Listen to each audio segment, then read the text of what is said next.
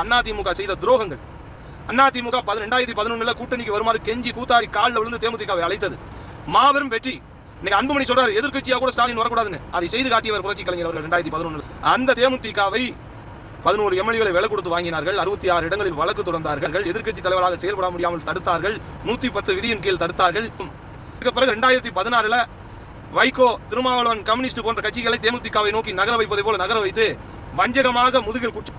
சரி, 2021 நாம் மாற்று பாதையில் திசை திரும்ப வேண்டும் என்று பிரேமலதா விஜயகாந்த் எடுத்த முயற்சிக்கு 2021 கடைசி வரை பார்ப்போம் சொல்லி உங்களை பரிசோதனை செய்து கொள்ளுங்கள் என்று நமக்கு முதுகில் குத்தினார்கள்.